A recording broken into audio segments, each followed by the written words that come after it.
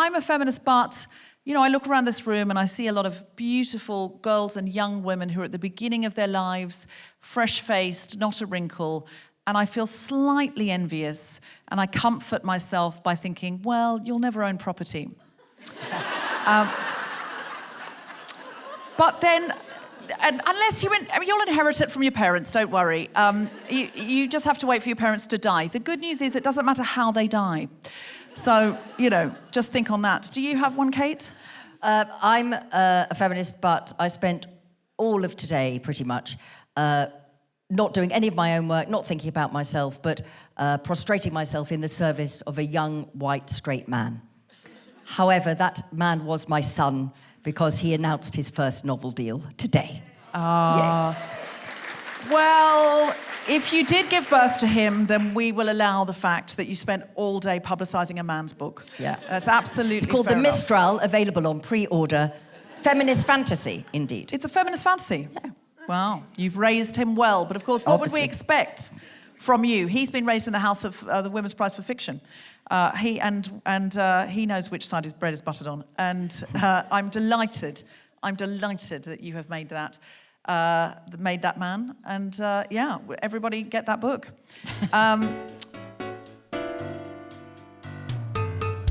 Live from the Camden School for Girls, the Spontaneity Shop presents The Guilty Feminist with me, Deborah Frances-White, and my very special guest, Kate Mosse, talking about feminist history.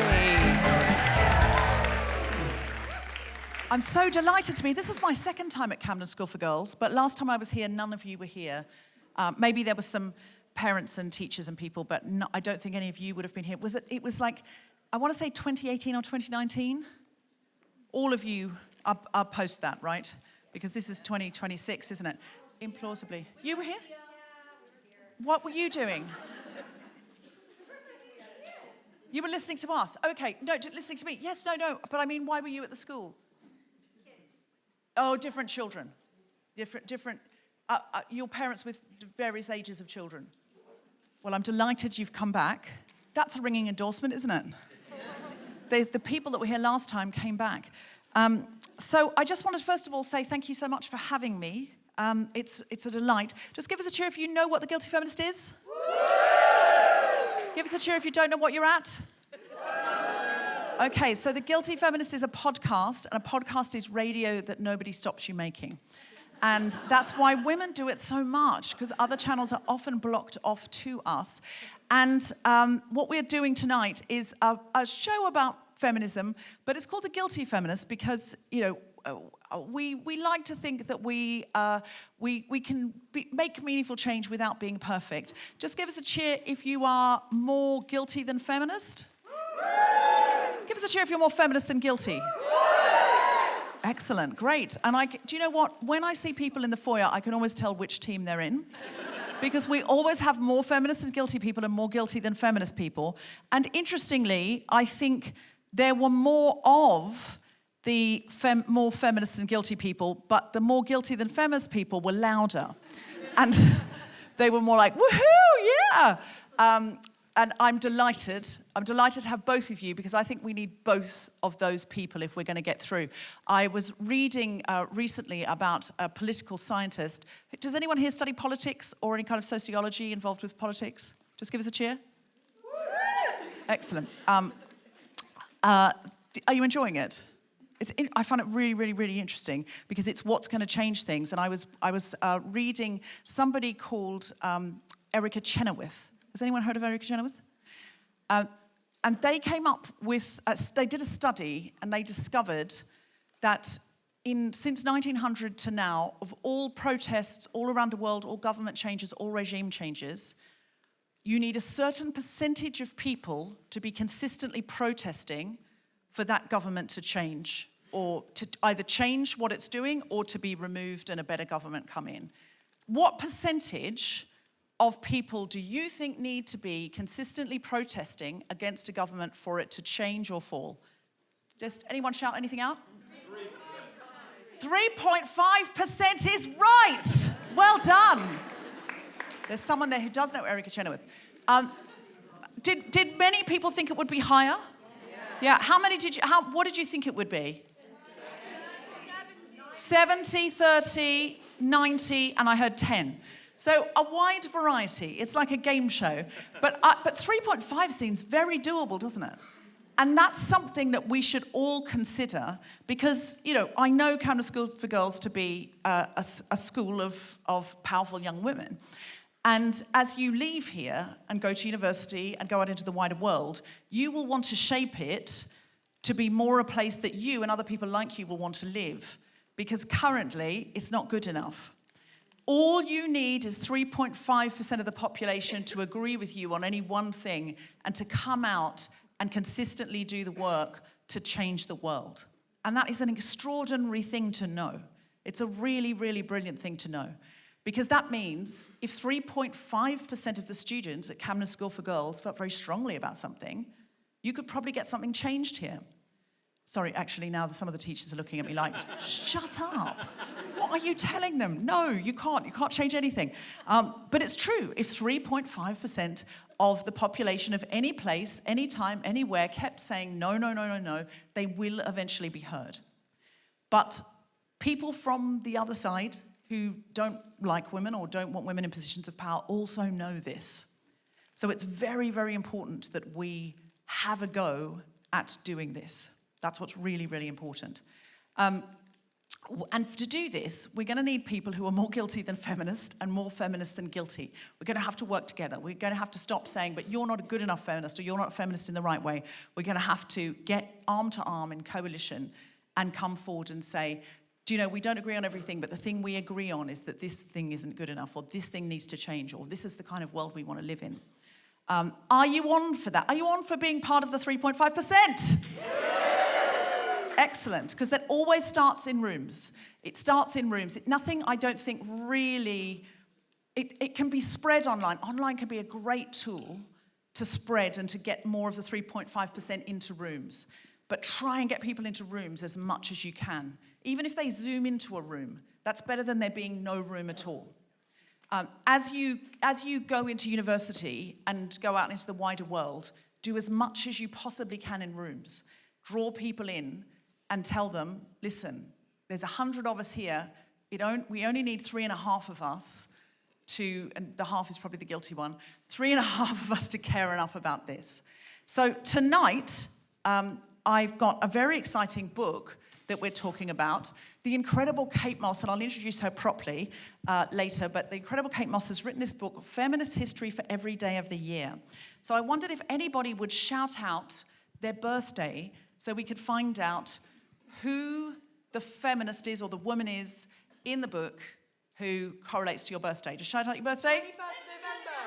I've heard 31st of November. I'm now going to have to sit down. There's no 30 in November. Oh, you're right. There's no 31st of November. This is why you need more than one feminist. You need people in rooms to correct things like that. Okay, so you want the 21st of December. November. Excellent. Okay, so now I'm going to shout out this name, and if anybody knows who this is, shout hey. So this is Rumaitha al-Basaidi. Am I saying that correct? Basaidi? Kate, am I saying that correctly? It will do. I'm not sure it will do. Does anyone know how to say this? Rumaitha al-Basaidi. Anyone know who that is? Anyone? Okay, you've started with a hard one, 21st of November. On 21st of November 2023, BBC Radio 4's Women's Hour announced their 100 women list, which celebrated the 100 of the most inspiring, influential women of the year. One of those included was the Omani marine scientist and FIFA activist, Rumaitha al-Basaidi. The FIFA Foundation works to improve people's lives through football and by funding social projects and training. There's more about her that you can read in the book yourself. So this is an example. Every single day you can find out about somebody new and remember who they are so you'll know. Anyone else got a birthday? 10th of January. Excellent. Very clear. That was a very clear pitch. No one else had a way in. Okay, Ella Baker. Does anyone know who Ella Baker is? Ella Baker. It's almost as if women get written out of history. On the 10th of January 1957, the black civil rights leader, Martin Luther King, who you've all heard of, invited 60 black ministers and community leaders to Ebenezer Church in Atlanta, Georgia, to debate how to make American society fairer for black Americans. Out of that meeting came the Southern Christian Leadership Conference, a group that became very important in the fight for racial equality. Ella Baker was one of those advising him that day. A civil rights and human rights activist, she was the first staff member hired by the SCLC and is one of the unsung heroines of the civil rights movement, and that's why you've never heard of her. She's unsung. But that would be great. You know, there's more about her there, but then you can look her up and you can see pictures of her online and you can find out about her. And if you have to do a project about someone, this is such a sort of treasure trove of people you haven't heard of. Okay, now somebody just say stop. Okay. Okay, so stop here on, let's go for Billie Eilish. Has anyone heard of Billie Eilish? Who is Billie Eilish? Singer. She is indeed. American singer-songwriter Billie Eilish is the youngest person ever to headline at Glastonbury. Her full name is, does anyone know? Yes, someone knows. What is it? Yes, Billie Eilish, Pirate Baird O'Connell. She was born in Los Angeles when? Anyone got any ideas? 2001, very close, on the 18th of December. That's why she's on the 18th of December. She burst onto the music scene in 2015 with Ocean Eyes, and so on and so on and so on. See, so there's some that you do know and already love. The one opposite Billie Eilish is Emily Bronte. Does anyone know who Emily Bronte is? Okay, Emily Bronte wrote one novel. What was it called? Correct. That's just about to be a movie based on Wuthering Heights. Emerald Fennell said she's called it Wuthering Heights in inverted commas because she said every movie based on a book is really in inverted commas. It's its own thing. It looks absolutely wild, but it has Jacob Elordi in it, so we like it already. Although she only wrote one incredible novel, and how many poems do you reckon she wrote? 200. Did somebody say 200? Yes, somebody's that's good. That's what men do. Yes, I did say it. Few of which were published in her lifetime. The English novelist Emily Bronte has had a huge influence on literature and attitudes towards women writers. How many children were in her family? 6. Correct, 6. And she was the? Eldest, no. 4th. I did that with my hands to give you a clue. But clearly that here is code for eldest. But good. I like the bold shouting out. I'd much rather someone bold be wrong and strong. That's what I say. And Emily and her surviving sisters, who were called? Charlotte and Anne, incorrectly, transformed the opportunities for women writing. They first published their work under the pseudonyms of? Cara, Acton, yes? Ellis. And Bell, absolutely. I think it was Acton Bell, wasn't it? Yeah, absolutely. Why did they do that? I'm hearing patriarchy. I'm hearing because they were women and no one would publish them otherwise. I'm hearing because everyone had to think a book was by a man or they wouldn't read it. So all of those answers are in fact correct. And there's much more about Emily Bronte there. There's so many brilliant people in here. And it's such a ready reckoner, but also so nice to start your day every day by reading about an inspiring woman, because it'll make you think, well, I could be that inspiring woman. I want to be in this book. Why can't I be in the next edition of this book? Which is what I asked Kate Mosse, because I'm not in her at all. I'm kidding, I didn't ask her that. I don't belong in it, but if there is another edition for next year, Kate Mosse, I'm just saying, I'm open to being in the book. I'm joking. People are looking worried now. People are looking like, oh no, she's so sad she's not in the book. I'm kidding. I'm not Emily Bronte. Yet. But that's what we always have to think. Yet, not yet. All right. Is it time to meet our incredible guest? Okay. Very half-hearted. Is it time to meet our incredible guest? This week, the Guilty Feminist comes to Camden School for Girls, the pioneering school founded in 1871 by suffragist who? Frances Mary Buss, one of the first champions of girls' education in England. It's the perfect setting for our special guest to talk about her new book and lifelong mission, putting women and girls back into history. Kate Mosse is a best-selling novelist, playwright, historian and feminist campaigner. She's the founder-director of the Women's Prize for Fiction and Non-Fiction and the driving force behind the #WomenInHistory campaign, which celebrates women who've been forgotten or overlooked in the historical record. Her latest book, Feminist History for Every Day of the Year, is an inspiring almanac that tells the story of women and girls throughout history. 366 incredible lives that changed the world, from Mary Anning to Simone Biles, Billie Eilish to Ruth Bader Ginsburg. Within these pages, you will find trailblazing scientists, warrior queens, revolutionary thinkers, sportswomen, artists and activists, some household names, others unjustly forgotten, which we've discovered tonight. Beautifully illustrated and full of quotes, poems and fascinating facts, it's a book to dip into daily, celebrating a past that belongs to us all and inspiring the next generation to take their place in it. Put your hands together and make incredible woohooing noises for the wonderful Kate Mosse.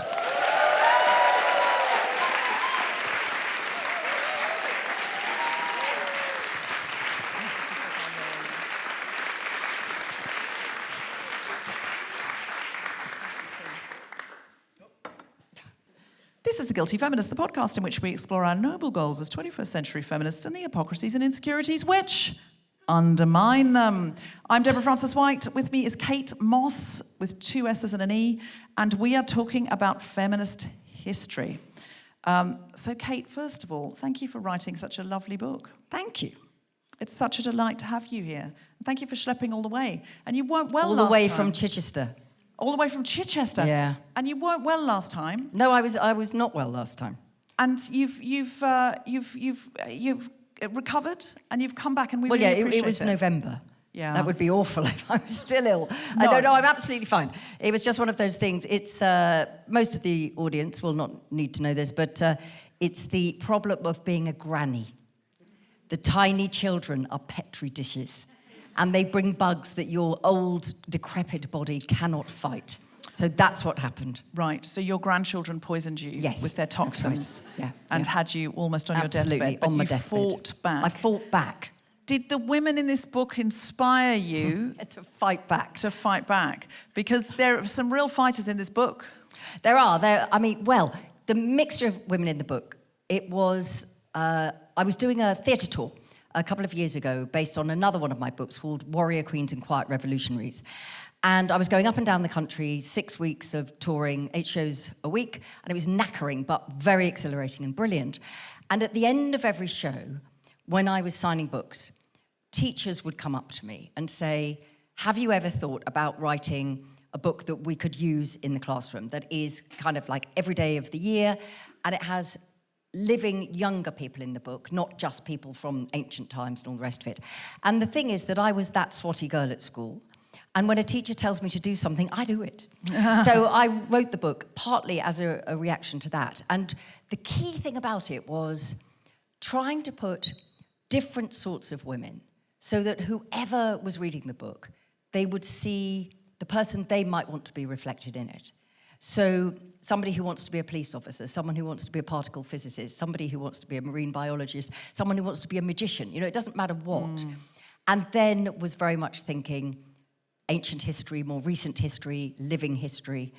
And the real bugger of it was that there are some days where so many amazing women had a birthday or they died. Yeah. And then there were other days like, absolutely nobody. So when you go through the book, you will find there are certain moments when I go, this was the eve before the extraordinary happening that was going to take place. Because it was the only way to get some women in the book that I knew I wanted, because they had done things that genuinely changed the world. But it's a mixture of the people who stand on stages or wave the banners or at the front of the crowd, or who change legislation, who discover something incredible, but also the quiet revolutionaries. Because many of the people, the young women and women in the book who have affected the greatest change, have actually been the people of quiet courage, who changed the attitude of the people in their class And the people in their class therefore change the attitude of the people in their village, and so on. And so part of the point of the book is to say, every single one of us has got a voice. And you don't have to be like somebody else. You don't have to not be yourself to be effective. You just need to know that you cannot be a bystander, so that you speak out in the way that you can do it and change the world in the way that you can do it. And it's, you know, it's the same as the 3.5. At the moment, we're living in times where the really terrible people have got the megaphone, but there's not more of them. And we don't need everybody to be standing up in that same sort of way. We just need to raise our voices louder. And despite everything that's going on, I still feel really optimistic and positive that we can change things, because history is a pendulum. It goes backwards and it goes forwards. It's never been the idea that things get better for women and girls generation after generation. They get better and then they get worse.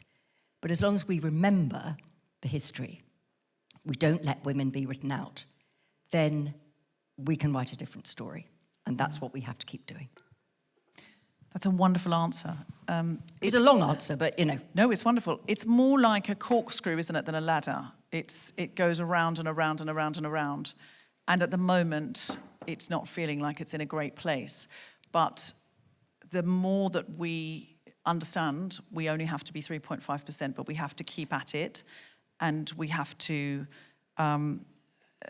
take inspiration from these women. Yes, because some of them were in much worse times than we're in now. Of course they were. Yes and no, AI and climate change, but yeah. But, no, I mean, there are in other ways. But in fact, that's the point. The point is that we are history. Everything is always in flux and it's always moving, and that it's a joyous thing that sometimes when I've been going around with this book and I've been talking to younger people, boys, girls, everybody, about some of the people in the book, and I've said, well, do you realise that within living memory, if you were a woman and you got married, you'd have to give up your job? And they go, no. Now, that is great that it seems so absurd to people in this country, for example, that would be the case. But the other side of that, and we are seeing it before our eyes. You know, I work, as you know, with women writers in Afghanistan. And the thing that, again, people sometimes forget is how quickly things can change. So when the Taliban went back into Kabul in August 2021, if you had done a snapshot of Afghan society that morning, there were more female members of parliament in the Afghan parliament than any country in the world. Wow. There were more professors, head for head, female-male balance, than any comparative country in the world, a slightly different measure. And that was lost in 36 hours. Wow. So the thing about this book is to, I hope, be empowering, but also to say that it's an ongoing project. We never reach Elysium and sit there and everything will be fine. All rights, whoever they are for, but particularly for women and girls and everybody, they have been fought for by someone and have to be protected. You can't just go, well, okay, we're fine now, because things change. And every single woman in the book, young or old, modern, dead, ancient past, whatever, has had a couple of things in common, whoever they are, whatever race they are, wherever they come from. The first, I would say, is resilience. The idea that when things don't go your way, you find a different way around it. You don't give up. Because there will always be people who don't like you or don't agree with you, and that can't be your measure. And there's an amazing woman in the book, a woman called Paulie Murray, and she's one of my great heroines, I suppose. And she was what they call a freedom rider. And you will all have heard, I'm sure, of Rosa Parks and the Montgomery, Alabama bus protest in 1955, and Rosa Parks was the perfect poster girl for that. She was very educated, she was very articulate, she worked for the main civil rights organization. She was just the right person to challenge the racist Jim Crow laws, and as a result of that, they did indeed fall. But 15 years before her had been a woman called Paulie Murray, who had been arrested for not giving up her bus to a white person in Virginia. And when she'd come out, she'd got even. She'd understood that the only way to fight a racist law was to learn everything about the law and fight with the same weapons. And she, in the end, became the first black woman to qualify at the bar in California. She became the first black person to graduate from Yale within that judicial facility. And Ruth Bader Ginsburg said every bit of civil rights law she did came from Pauli Murray's work. She later became the first black female Episcopal priest in America, and has this wonderful saying, because she lived a long life, "I have lived to see my lost causes found," which is brilliant. You know, the idea that if you know you're right, you stick with it, in the end, history will catch up. But nobody knows her name. And when I was looking into this, I thought, why don't we know her name? And then I found more out about her. And it's because right back in the 1940s and 50s, she described herself as an in-betweener, what we now would probably call a non-binary person. And that just was too much for the civil rights movement, I suspect, to cope with. So she has been written out of history because she was just too complicated. But every single woman in the book has done something. They've been resilient and have kept going. And they have had the courage of their convictions. And it's that Hillary Clinton phrase, isn't it? Resist, insist, persist. All of those kind of things. And so there are many women in the book like that. And most of us, if we're lucky, will never be called upon to stand in front of the guns or the tanks, if we're lucky. Or we might make the choice to go and be part of those things.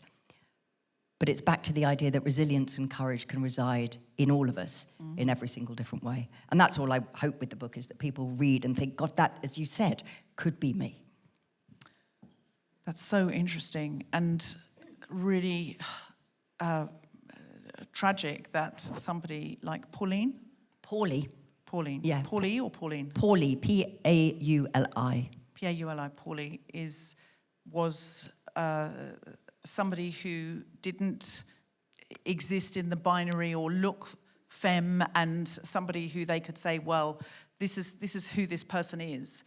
And on top of that, a lot of black women are written out of history. Something that I noticed when I wrote my book, The Guilty Feminist, was that if someone's said to be the first person to do something, immediately everybody pictures a white man, and it almost invariably is, because of access. So that is what's written about a white man, the first person to. If it's a woman, so this is what I noticed. If it's something like aviation, the first person to is on aviation sites. The first woman to is on women's sites. The first black man to is on black sites, and the first black woman to is on a site called Hidden Figures. And that's interesting, isn't it? Because the further you are away from a white man, the less of a person you are. First person, you know, that's what we're doing. We have to bring in all the labels.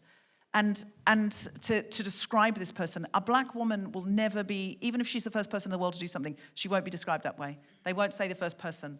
They'll have to describe her. They'll have to qualify it, absolutely. Qualify it. And of course, that is the point about access to writing and reading and bearing witness, if you like, testimony, is that because the writing of history has, for almost all of human history, been in the hands only of men, because it has come from religious institutions and universities where women, for the most part, have been barred, sometimes it's deliberate erasure, other times it's just neglect, other times it is complete lack of interest or knowledge about what might be happening. So women have always done everything and have contributed to everything. It's not the living of history that women have been absent from. It's the writing of history that women have been erased from. And it's a simple thing, that if you learn just some of the history of women that have gone before you, it means that when someone says, yeah, but women have never ... you go, well, I would like just to offer you this person. You know, I mean, when I was younger and I did a lot of music, and if I had a quid for every time somebody said to me, but women don't write classical music, I would be very, very, very wealthy woman, because it's just they didn't know about any women. You know, they hadn't heard of any. I mean, things are changing. And every single time any of us learns about a new woman, we put her name back out there, things change. And one of the ways of doing that, which is fantastic and inspirational because history is not just in the books, in the libraries, in the archives, it's out there, is the campaign for statues. And this has made a great deal of difference because the numbers of, the gag is very straightforward and it hasn't actually changed, that there are more statues in the UK to men called John than to all the women. Now, there are a lot of nice Johns, that came out wrong, you know what I mean, out there, but it's ridiculous. And in Edinburgh, there are more statues to animals than there are to women. Looking at you, Greyfriars Bobby. And even Greyfriars Bobby's a boy. He's a boy. I mean, he's cute. He's adorable. He's a sweet little dog. Nothing wrong with Greyfriars Bobby, but it would be nice if there was some more. of the... And the minute you take Victoria or mythical women, draped in curtains out of it, the figure plummets. It's true. Most of the statues, they say, oh, well, there's this percentage, but most of those are a Queen Victoria or a naked nymph. A naked nymph, and in this weather, frankly. But what you can do is, like many of you will know this, she's in the book. She was 11 at the time, a schoolgirl in Dorset, Somerset, called Edie Swire, and she lived in Lyme Regis, and she thought it was extraordinary that there wasn't a statue to the most famous person from Lyme Regis, Mary Anning. And she, with her mum, started a campaign. Just wrote letters, got all her classmates to write letters. They wrote to the council. The council said, well, if you can find someone to do it, we can find you a spot for it. Years later, Mary Anning is there with her little dog Tray on the Hard in Lyme Regis. And the point is that the majority of the people who stop to have photographs with this, it's a beautiful statue, they would never go and look up and think, I wonder which Victorian paleontologists were ignored and were women. No. But when I've never ever thought that in my life. It's not a common thought. No. But they see the statue and they think, I wonder who that is. Mm-hmm. And it's the same with the statue of one of the most powerful women that nobody's ever heard of in medieval England, a Jewish woman called Lycoracia, who was, she was the moneylender to the king, to everybody. She was part of the enormous anti-Semitism that was happening at the time, but she kind of rose above it. And for 30 years was this incredibly powerful person. And then she was found murdered, and nobody was ever charged for it. And of course, that was only a few years. She was murdered in 1277. And of course, then it was the Edict of Expulsion, and all Jewish people were slung out. Again, her statue has gone up in Jewry Street in Winchester with her son. Every time you pass it, there are hordes of tourists having their picture taken. And it's the same thing.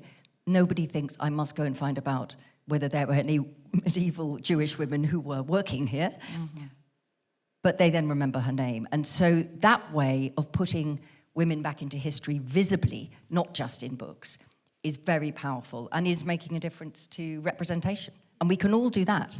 Mm-hmm. We can all say, well, why isn't there a statue to this person or that person? And all of us can do a campaign for that. That's the point. We can't turn back these huge global tides of history. Can we get a statue to a woman we admire? Yeah, we can do that. Kate, most of them don't even have a Wikipedia entry, much less a statue. Like, there's whole campaigns to get women on Wikipedia, and there's whole weekends where scientific women in science, women in STEM, sit and they do these kind of Wikipedia-a-thons where they put all these names up with all their evidence that these women were important. And we've got to be doing that. We've got to be making women visible in history, apart from anything else, to inspire girls now to go, oh, yeah. Yeah, and the last time they did an audit of that, they discovered that 92% of editors on Wikipedia were male. And we've got to change that because you volunteer to do that. Yeah, you volunteer to do it. So we can't really blame men on this one. I'm usually happy to, but on this occasion, we can't really say, well, they should be doing less. Like, we should clearly be doing more. Exactly. The only thing that the other metric that they had was when things got taken down, both from Britannica and from Wikipedia, the rate of biographies of women that were taken down was something like 5 times as quick as the rate of male biographies being taken down. So who's taking them down and why? Well, I mean, you probably haven't read your Wikipedia entry. I don't read mine. Oh, I certainly have. Because they're completely wrong, and you can't correct them. Oh, if anyone, listen, young people, you're good with computers. Can anyone change the photo? Because it's so bad. Oh my God. Yeah. And all of my friends, we all say, like, there's all these really lovely pictures of us online where we're really, we've had our makeup done and we're on, at an opening night or something. And then they put the worst one on. They put the worst one on. And I also, look like the Pillsbury they put Doughboy. the wrong information on, and you can't change it. That's I know, the weirdest thing I know. as the person. But the point is that all of these things, there are lots of tiny ways that every single one of us can make a difference to this. And it's boring, frankly. I'm nearly 65, and I would really like to not still be thinking about these things. I didn't think that is how it would feel when I was, first marching up and down trying to reclaim the night, which was the big thing in the late 70s and the early 80s. But that's the point of it. It's a living, moving thing, history, and we are in the middle of it. And we just need to have hope, and we just need to understand that we do have power, and that little things matter as well. So we need to be cataloguing and remembering. You always say remembering matters. And we need to be cataloguing and remembering. So if you find someone in here and you might check they've got a Wikipedia page, and if they don't, can you build one? And then can you check that they've not taken it down? Because, that's quite exhausting if they're taking them down at 5 the rate of the men. It is very exhausting. Maybe that explains why more women aren't active on Wikipedia, because what they put up gets taken down. I don't know. And it's attritional, isn't it? That you get to the point when you think, no, enough now. Yeah. Enough now. But then that's the idea of the 3.5%. It isn't that big. If there's women standing shoulder to shoulder, girls and everybody is standing shoulder to shoulder is powerful. It's still radical. Mm-hmm. When I was setting up the Women's Prize for Fiction, Women's Prize for Non-Fiction, I was really quite naive about it. I assumed everybody who loved reading would think it would be fantastic. And what I learned very, very quickly was that there were a huge number of men in particular, but some women too, sadly, who, when you talk about empowering women and girls, when you talk about centering the experiences of women and girls, here, you're anti-men. That's what they hear. Because everything has been about their experience being centered. So they can only see it in terms of their experiencing not mattering. So it is tiring. But actually, it's very, very annoying for people who are critical if you're just really perky. That's what I've learned. That's actually, I find, much more effectively than being angry.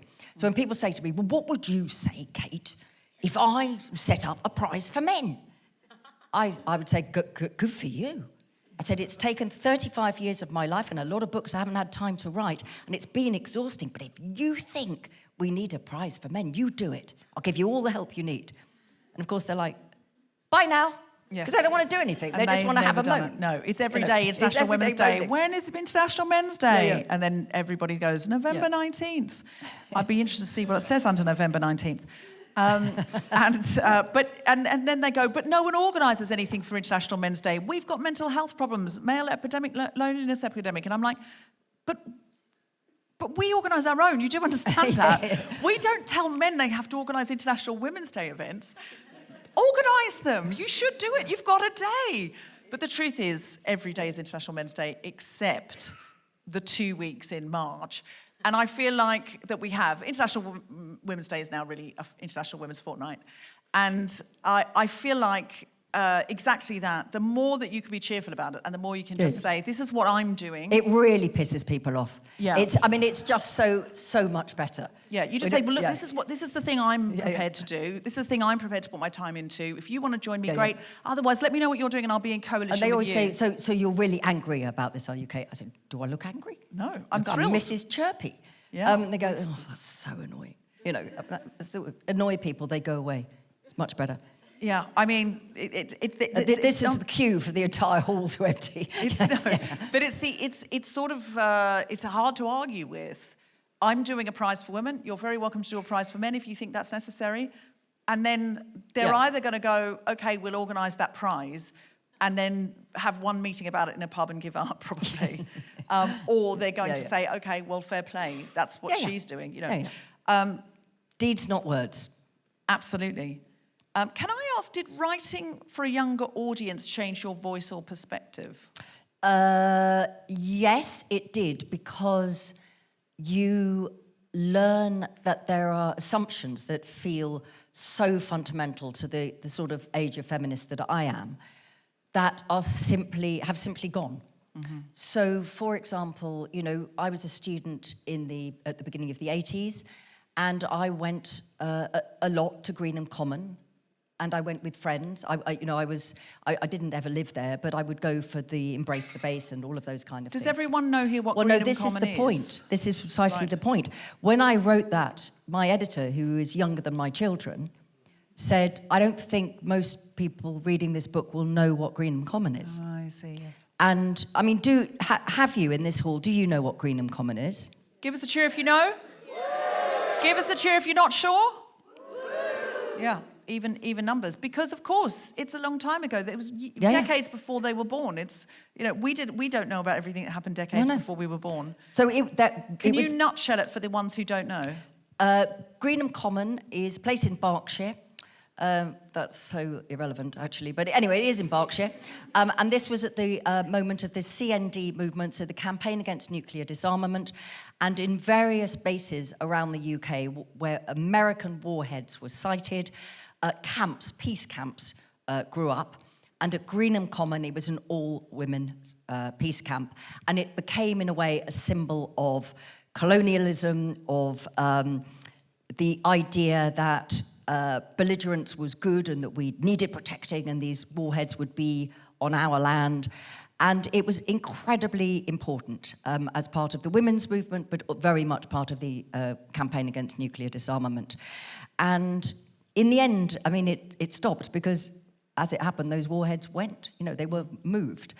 And But I mean, because of the pressure. Because of the pressure. And there were many women of all ages who lived there for a very, very long time. And so the closest analogy, I suppose, for now would be when any of you have been watching Just Stop Oil protests, for example, where you see people of all different ages who are doing direct action, aggressive direct action to try to stop things. And I would say that almost all of that kind of nature of campaigning has moved into environmental and climate change movement. And some of the women who were at Greenham Common are now in environmental change. Because I met some of them because there was this incredible documentary that came out that was so moving.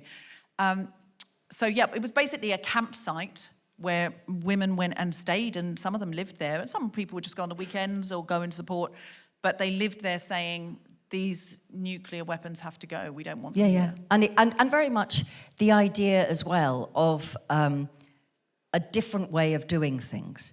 The voice of women within the peace movement was very much, we reject the idea that we all have to be armed to the hilt in order to keep everybody safe. Yes. That to campaign for peace is not naive and it's not stupid. It's saying, wouldn't it be better if we did it this way? Rather than everybody go, my gun's bigger than yours. Mm-hmm. And so it was a very important part of the feminist movement as well at the time. And it was free of politics in a weird sort of way, in that it wasn't allied to any particular political party. But the campaign for nuclear disarmament was huge. And they were the biggest marches that anybody went on in the 70s and the 80s. And so it was an interesting thing to learn for me from my editor, that had been very significant for me. It was very significant within the women's movement, the British women's movement. But actually, its legacy was very small in terms of the knowledge of it as being seen as part of a plank of direct action and things, if you like. So there were lots of things like that, and also priorities of the generation that this book is more aimed at are not the same priorities as the priorities of my generation of feminists or that my older friends. And that's an important thing to remember, though, that every generation has issues that matter very much to them, that they centre. And it isn't up to older feminists, or indeed younger feminists, to say, yes, but because you're not campaigning on that, your voice doesn't matter. It's what you said at the beginning, Deb, in your introduction. The idea that you're not a good enough feminist, or you're not doing it the way that we think you should do it, because here's the news. divide and rule has always worked. It is deliberate to try to massage or indeed provoke internecine warfare, so civil war amongst women. It's deliberate, because if groups of women are arguing with groups of women, then they are not arguing with you, the person who has the power over there. And that is when the coach and horses can be driven up the middle. And it's the same when you look back to the 70s and you look at the equal pay movement. There was very little ideology involved in that, in the people opposing it. It was only about money. They didn't want equal pay because they didn't want to add to their bottom line. So it's always the case that when you see that there are groups of women being set against each other because these people feel that the trans rights issue is more important than the free birth movement, or whatever it is, it doesn't matter what it is, that's the point. Follow the paper trail back. Work out who it is that is trying to make sure that these two groups don't get along, because that is the essence of divide and rule. And that is partly, I would say, why we are where we are at the moment, because divide and rule has been very effectively done. And we just need to get back from that and say, I don't agree with you. I don't prioritize the same things as you, but I will fight to the end for your right to say that. And in the end, it's women standing shoulder to shoulder with people they do agree with and also with people they don't agree with. We've got here tonight End Sexism in Schools, Brilliant. who found that only 5% of GCSE English literature students study a book written by a woman. 5%. I know. I mean, that's actually no better than my day. Good Lord. Lucky we only need 3.5%. And that women are almost invisible in history lessons. Why do you think our education system is still so skewed? And what can we do about it? Well, the first thing I would say is, hello, guys. End Sexism in Schools is a brilliant campaigning organisation. And every time you want to affect change, the first thing all of you must do is arm yourself with data. Because people can decide they don't want to agree with you, but if you've got the facts, they can't disagree with those. And that is what End Sexism in Schools does, and there are brilliant reports on their website, and I really commend their work. And there is absolutely a suggestion of the things that we can do to change things. And of course, the campaign started very much from, Debbie, a different one, saying, noticing that her sons were not studying any women at all. So it's sometimes just as simple as saying things out loud. When you say that statistic of the 5%, everybody argues with you. They say that can't possibly be true.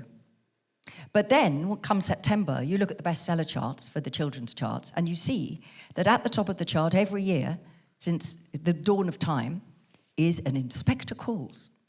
Because 76% of schools do an inspector calls. And one of the reasons they keep doing it is they've got the books. Right. I mean, you can't argue with that as one of the reasons. But it's really very straightforward, I think, which is to say every school should do one book by a man and one book by a woman. Bam. That's not complicated.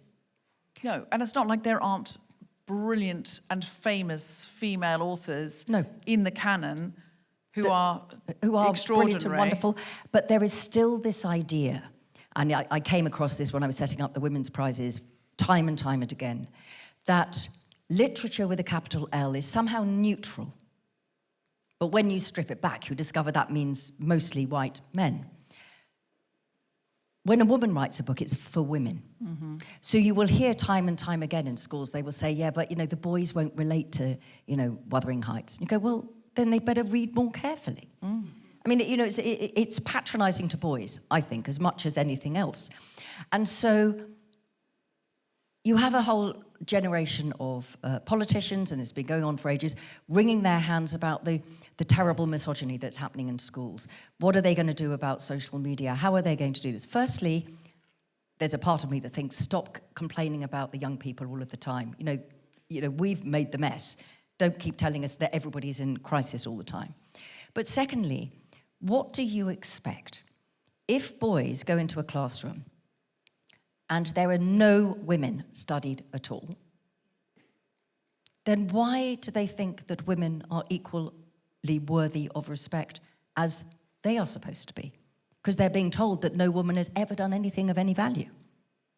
If they go into the English classroom and they are reading, I mean, it's a great play in Inspector Calls. It's not. I have no beef with an Inspector Calls, but again, if they said that there are no women who've written anything in literature, then without even people realising the poison is being dripped, it's the idea, well, there are girls and boys in this class, and the girls must pay attention to the boys' stories, but the boys don't have to pay attention to the girls' stories.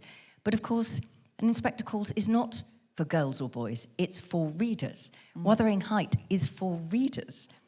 And needless to say, when you have politicians who read widely across the board, reading builds empathy. It helps you to stand in other people's shoes. It helps you to build a world that is fairer and better and more equitable. And if you don't have that, and you learn this in the classroom, that only half the class really matters, then we're always playing catch-up. So go and look at the End Sexism in Schools reports online, and then just to say to your teachers, why are we not studying? I mean, teachers want this to change. It's not the teachers that are stopping this. It's the bigger powers that be. The problem is, as you say, reading builds empathy, story builds empathy, going to see a play builds empathy, because you're like, oh, I'm looking at it through this hero's eyes. And it's a thing with publishers as well, if you pitch them a children's book, they'll say, well, that would only appeal to the girls' market because it would have a girl on the front. But a picture of a boy on the front, everyone will read. And that's a boy on the front of the book, that's for all children. And that goes from tiny, teeny, tiny, the picture books, girls, and so what that's doing is it's saying girls have to stand in boys' shoes, but boys can never stand in girls' shoes, or don't have to, or shouldn't be asked to, because there's something femme about them standing in girls' shoes. But it's normal, and again, we come back to the first person to do something. So if the picture book says, spot the dog, and spot the dog's a boy, we all go, well, that's a dog. But if it's a girl dog, it will probably have a pink ribbon in its hair, and then it will be like, it's really a girl's book. And that's the first thing children learn. And we're teaching them that. We, as a society, publishing companies are teaching us that. The Department of Education is teaching children that. We've all been taught that. So being able to stand in someone else's shoes, and people try and do clever things where they have female characters that are so weighted, but ultimately it's got to have at least more boys than girls on the front, or in the show, for it to be considered that balance. But there's just one thing I do really want to say is, when I've been doing a lot of work in schools, and often I have a more mixed audience in terms of girls and boys, the boys are engaging with this as well. And the thing that I always say if I'm doing an assembly or something, okay, what is the F word? And obviously it's a cheap gag because everybody then giggles. But the F word that matters is fairness. And quite often when you're having a conversation with a group of teenage boys, you say, well, do you think it's fair that you would be allowed to do this and your sister isn't? And they go, well, no. So it's about taking the heat out of things, taking the combative nature out of things. It's never been girls versus boys. Patriarchy is a system, and that's a different thing, or women versus men. It's been all the decent people versus the nutters. And that, we have to get back to that. And one of the things that I found, as a baby feminist, I found it very dispiriting when it was I went to a conference once, and it was a feminist conference, and there was somebody on the stage, and she was chairing, and it was really great and fantastic. And her male partner brought their baby on to be breastfed, and some women in the audience booed. Oh! And it was like, no. So the thing is that this is not about saying, poor boys, we've got to look after them, as opposed to looking after girls. But we need to make sure that boys, when they are part of this, are not made to feel that they can't join in. Because it's not up to girls and women to fix the mess the boys are in. We need everybody to do it together, all the people together. I have a grandson and a granddaughter, a son and a daughter, and a husband. And I want every single person that I love to be able to be themselves, whatever they feel. And patriarchy damages everybody, bar a tiny number of men and a very tiny number of women who benefit from it.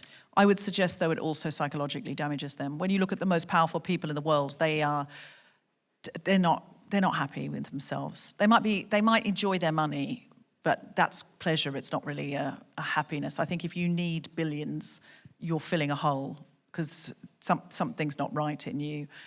We've got 2 or 3 minutes left. Who would like to ask Kate a question? I wrote today, coincidentally, to my 6-year-old daughter's head teacher on this to say, have you been checking in with teachers on their use of pronouns, this guy over here, or if there's a stuffed toy, it's a he, or the books that are being chosen, it's the universalizing of the male pronoun, as if the whole school is de facto male, when actually half the school population is female. And it's exactly this conversation that I'm starting to have with this wonderful head teacher who's actually very open to these conversations. But I just feel that language is so important in the way that it shapes us and the way that we view ourselves. And when we're not challenging, we're getting so focused on other words, but we're constantly using mankind and made and surname and full name, and we're not challenging those things, and we're taking away the equality of 50% of the planet. And so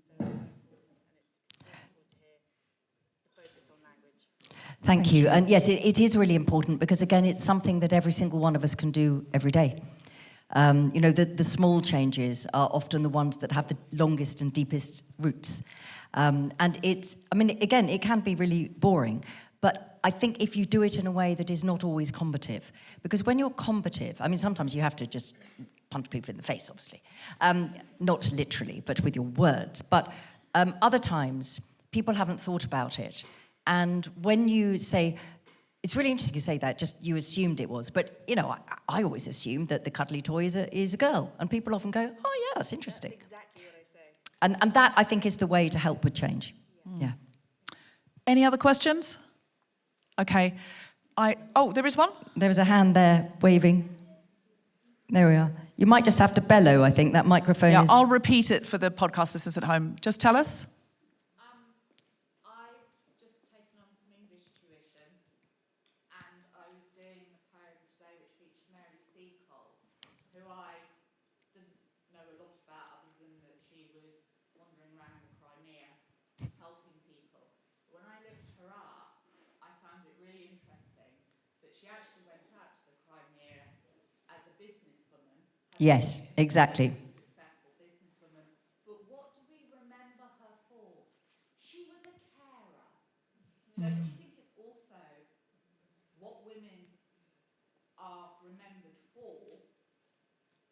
Yes. So can I just repeat the question for the people at home because they won't hear that? So the question from the audience member was that Mary Seacole is known as a carer, but in fact, when you look into it, from the Crimean War, but when you look into it, she was also a businesswoman, but it's how our memories of women are framed to the value at the time, or to a femme value.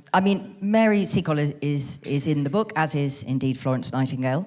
And because this is a really very quick, important point, we can't only put women back into history, the ones we like or approve of or agree with. We have all the men, the ghastlier the better, in a funny sort of way, in history. We must have the confidence to put all the women in history, which is why Florence Nightingale and Mary Seacole belong together in that book. What does often happen in history, even if a woman is well known, she is reduced to one part of her character, the character that is seen as most palatable. And with Mary Seacole, extraordinary woman, a mixture of nursing of both Western values and Caribbean values, which went quite close to voodoo sometimes and magic sometimes. And when she arrived in England to say, I would like to help with the Crimean War effort, send me out there, I will nurse the soldiers. Essentially, they looked at her and said, not you, we don't want you. Now, we can make an assumption that her race played a part in that, we don't know. But instead, she thought, okay.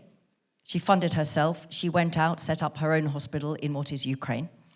And she was a superstar. When she came back in 1854, there was a 4-day fundraising gala held for her. Her autobiography was the biggest selling book of the year. Many women who achieved extraordinary things, particularly in the Victorian period, did not marry and did not have children. Consequently, there was nobody guarding their legacy, and Mary Seacole disappeared almost immediately after her death. And this, again, is the point of our power. It is the work of the black community in London and the white community working with the black community who were determined to bring Mary Seacole back. There's an incredible statue at St Thomas's Hospital, and now she is actually better known and more studied than Florence Nightingale. But you are right, it was turned into she was carer. But in fact, nursing wasn't, it's easy to underestimate how important that was. What Mary Seacole and Florence Nightingale did, they gave women a potential career that wasn't being a servant or a governess. So we can reframe that again, the reframing of the reframing. But the reducing of women down to just one part of their character is very common in history. Well, we are all so excited to have this book. I've had it by my bedside table, so I've been dipping in and out the whole time. It would be great if it were used in schools to just have a moment every morning where you learn something new. Obviously at Camden School for Girls this will be very welcome, but we'd love this to be read in co-ed schools to boys as well, because there's only one way to shift the Overton window, and that is by exposure. I wanted to let you know about some shows that we're doing. On the February 13th, we're at the Museum of Comedy, and we have a guest, Harry Tanner, who has written a book on the history of queerphobia and its links to capitalism. On the 20th of February at the Museum of Comedy, we have the leading British professor of fascism, who's called Professor Roger Griffin, who's going to tell us about the DNA of fascism and why, now everyone sort of says, oh, they're fascist, but he says, no, there's lots of different autocracies. And he says, don't get the idea that democracy is always good. Illiberal democracy brought you slavery, it brought you colonization, it brought you genocide. He's like, don't go thinking fascism bad, democracy good. Oh, fascism obviously bad. Do go thinking that. But democracy is not automatically good. He is so interesting. I couldn't believe how fun and interesting he was on the call. That's February 20th. 23rd of February, we'll be at Warston's Piccadilly, and we've got two amazing Jewish books from Jewish authors that we'll be looking at there, 23rd of Feb. On the 5th of March, we'll be at the Union Chapel in Islington, which is a huge space, and our special guest is Zach Polanski of the Green Party, and so we're really excited to talk to him. There'll also be live music there. It'll feel really like a festival. It'll be great. And 31st of March, we're at the Bloomsbury Theatre studio. I don't know what that is yet, but it'll be great. So if you can come along to any of those, if you want to hear those again, go to guiltyfeminist.com and click on live shows, and you'll be able to see them all. You have been an absolutely terrific audience. Now, there are books for sale, both Kate Mosse's Feminist History for Every Day of the Year, and also my new book, which is called 6 Conversations We're Scared to Have, which is fantastic. Oh, thank you. Really fantastic. That's going on the cover. Yep. That's going on the cover of the paperback. So articulate, fantastic. We're looking for paperback cover quotes at the moment, so you heard that here, and then we've recorded it. Davina McCall said it was brilliant today and enlightening, so you'll be right level with Davina McCall there. So if you would like that book, it's about the fracturing of the progressive movements, why we're not agreeing anymore, and also why the polarization of the left and right is so wide, and what we can do to try and fix it. And I've looked at some big conversations like cancel culture and how we can rethink those things. If you would like that book and you'd like me to sign it, I'll be out there too. It is always good if you have a birthday, someone in your family's got a birthday coming up, or you're thinking about, I know it's a long way till Christmas, but it makes such a nice present if you've got it personally signed from the author, and it says, Dear Grandma, and blah, blah, blah, and it's signed from the author. So we can personalize them, and then you can buy 4 or 5. I mean, this Kate Mosse's Feminist History of Every Day of the Year, that's going to be great for everybody in your life, especially your sexist uncle. I mean, no better. Look, we've got your hardback book and it's signed by the author. Oh, Feminist History of Every Day. But he might just learn something. So keep that in mind. They are great for gifts. It has been so, so lovely to have you. Have you enjoyed the show?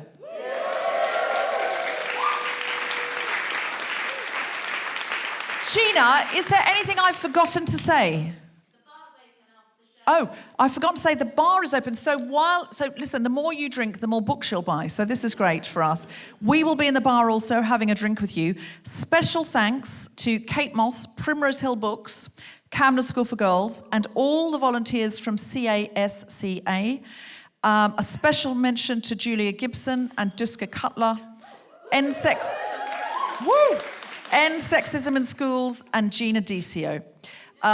So thank you so much, everybody who's made this night possible. Thank you all for coming. The money raised is going to wonderful things for the school. Thank you, Kate Mosse, for schlepping out to help Camden School for Girls.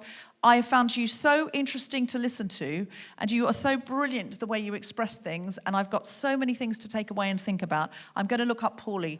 I want someone to make a TV show about Paulie, because I think it's really the right time. We need to see these stories, or somebody who shares that heritage should write a novel or a TV show. You have been listening to The Guilty Feminist with me, Deborah Frances-White, and my very special guest, Kate Mosse. The recording engineer was Grundy Lazimbra. The Guilty Feminist theme tune was composed by Mark Hodge. The producer was Tom Solinsky for The Spontaneity Shop. Thanks to Gina Dicio, Zainab Mohammed, Ned Sedgwick, and everyone at Camden School for Girls, as well as all of you for listening. For more information about this and other episodes, visit guiltyfeminist.com. Thank you so much, and now to the bar!